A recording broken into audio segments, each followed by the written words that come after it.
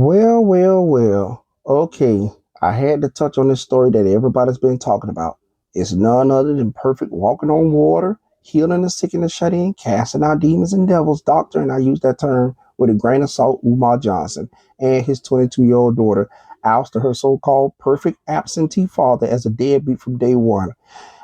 And he always repeats himself in threes almost all the time, even when he's live making a post or in general. It's because he's trying to hypnotize his viewers into listening so he can get his point across. He even mentioned about it or one of his speeches about that's how he got his psychology degree and how if he wants to play in your head, how it'll be done. Getting back to his daughter. Well, she claims Umar was beating her mother like a pinata back in the day, just knocking her from pillar to post with no regard. Anissa also claims that her father and mother met back in college but broke things off after dating for like 5 years. Umar went live on his own platform addressing the ongoing drama and urging his followers to pick a side. He preached, "Don't let the evil take us. If you want me, you want me. If you don't, you don't." I need y'all to stay focused. I appreciate those of y'all who are standing, fighting for me. I appreciate the love, but we're going to let all the negativity cycle through. We're not feeding into it no more. Positive vibrations. We're in the new year. Black History Month just ended. This is Black March. Positive vibrations. That's all we're going to do. Everybody who want to throw this and throw that, and let them do it. I'm not worried about that. Let them do it. We're going to do what we got to do. You feel me? So everybody stay focused. Everybody stay blessed. And we're going to do what we need to do. We got to build, y'all. We got to build. Stay focused. Don't let the evil take us. If you with me, you with me. If you ain't, you ain't. I'm not begging nobody. If you with me, you with me. If you ain't, you ain't. The only thing good that's coming out of this unfortunate situation is everybody got to pick a side. Pick a side and stay on it. Please stay on your side. No more frenemies. I don't want no more frenemies. Either with me or you not. Let's do what we got to do. Black queens forever. Snow bunnies never. So I can't stand dudes like this because he knows this situation is clearly bothering him. Now, the daughter timing on coming out and speaking against her famous father is intriguing because she had to have known about him for years and could have been said something about it just a few years ago. Umar must have offended the oligarchs and they contacted his daughter. Now, Umar wants to sit down between the three of them so they can hash things out. But of course, Anissa, the daughter, she don't want to be bothered with that. She don't want to have no sit down discussion with him because she claims that she don't want to get to know a relationship with Dr. Umar. She says she all right not having a relationship with her father. She just want to know where her other siblings is at. So in other words, she said, I don't see that happening. And bro is even clashing with his second baby mama, saying that she's keeping his child away from him despite paying money out of both parents' legs for child support. Miss Vegan is his second baby mama. I'm just shaking my head, y'all. Tell me what you think about this.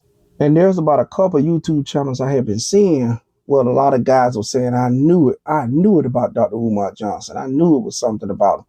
You know, it always, a lot of those Pan-Africanists and that social conscious movement that they had back in 2015 and 2014 and even 13 and way back. Y'all remember YouTube was real conscious at one time. You had Brother Polite, Sarnetta, you had all kind of young Pharaoh. You had General Suit and Seti. You had all of them, the Hebrew Israelites. But Dr. Umar Johnson just stood out above the rest. You know, he was very articulate, very well spoken.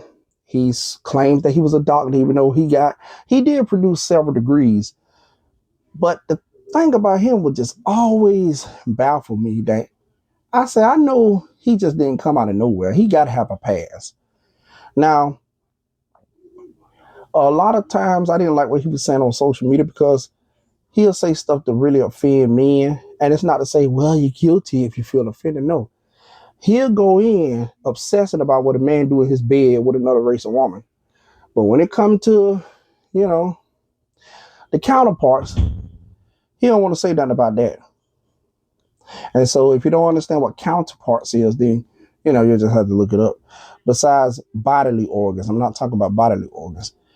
I'm saying he'll get on a black man for dating outside the race. Oh, but he's quiet as a church mouse regarding anything else. And he still do that. He's a pandering guy. He pandered to his mostly female audience. And I'm talking about he don't care who he alienate. Just like the incident that happened with Bill Cosby. A lot of black men turned against Bill Cosby because around 2011 to 2013, I think it was around that time frame. I'm gonna say 2011. Cosby made his last stand-up special. His stand-up special was entitled Cornbread. And it involves a young man that was shot and killed by the police. Oh boy, I don't know if I should use killed. It was about a young man who was unalived by the police. And Bill Cosby went on a 25-minute rant about how he glad the young man got unalived, because if he wasn't doing nothing bad and wasn't breaking the law, the police wouldn't have had to put him in the dirt. Talking about the mama, talking about the son. That's why when things came against Cosby, nobody felt sorry for him, especially black men. Now, some of them was in support of him, but the majority that I seen and witnessed, they was making videos about him. They could care less because Cosby alienated his male audience and made them hate him. And the same could be said about Umar. Umar get upset sometimes and just go on a tangent and attack his whole male audience, just about everybody. If you don't donate to his cause, which I don't understand what it is because I don't never see him protesting rallies. I ain't never see him at the forefront of nothing political. He just talks in front of the camera, go on podcasts. I believe in order to book Dr. Umar Johnson, you have to pay anywhere between $5,000 to $10,000 to book him. So I guess he ain't gonna want to be in no political spectrum. That's why you always see him in podcasts and YouTube videos and guest speaking here, guest speaking there. He don't do politics.